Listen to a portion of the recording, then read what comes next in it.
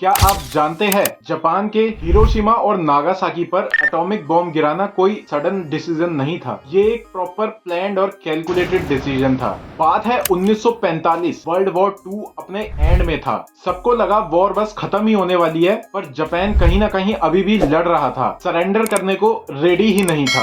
America ने देखा Japan हर attack का जवाब लड़कर दे ही रहा है, इसीलिए अमेरिका ने एक्टिवेट किया अपना सीक्रेट न्यूक्लियर प्रोग्राम, जिसका नाम उन्होंने रखा मैनहट्टन प्रोजेक्ट। ये एक ऐसा प्रोजेक्ट था जिसके बारे में दुनिया में किसी को पता ही नहीं था, और उस वक्त साइंटिस्ट ने बनाया दुनिया का पहला एटॉमिक बॉम्ब, और बना एक ऐसा बॉम्ब जो एक ही झटके में पूरे शहर को खत्म कर दे। फिर बात आती है 6 अगस्त 1945। हिरोशिमा पर अमेरिका ने गिराया एटॉमिक बॉम्ब। हिस्ट्री का वो दिन था सबसे डार्केस्ट मोमेंट। बॉम्ब, जिसका नाम लिटिल बॉय, एक प्लेन से ड्रॉप किया गया था और चंद सेकंड में पूरा शहर खत्म। हजारों डिग्री से भी ज्यादा का टेम्परेचर हो गया था। टेम्परेचर इतना एक्सट्रीम था कि बिल्डिंगें वेपोराइज्ड हो गई। खड़े खड़े इंसान ही गायब। शैडो उनकी दीवारों पे छपने लग गई थी। 70,000 से भी ज्यादा लोग एक ही झटके में मर गए, और बात यहीं खत्म नहीं होती। फिर 9 अगस्त 1945, बात है नागासाकी की। अमेरिका ने दूसरा बॉम्ब गिराया। ये उससे भी ज्यादा पावरफुल था,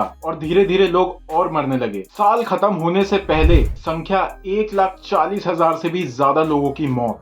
फिर फाइनली वो दिन आया जिस दिन जापान ने सरेंडर कर दिया। पर बात ये उठती है कि अमेरिका ने आखिरकार ये बॉम्ब गिराया क्यों? अमेरिका चाहता था कि वॉर जल्दी से जल्दी खत्म हो, पर जापान सरेंडर नहीं कर रहा था। और कहीं ना कहीं अमेरिका ने इसलिए भी बॉम्ब गिराया क्योंकि अगर अमेरिका डायरेक्टली जापान पे अटैक करता तो अमेरिका के भी कई सोल्जर उस वक्त नहीं बचते।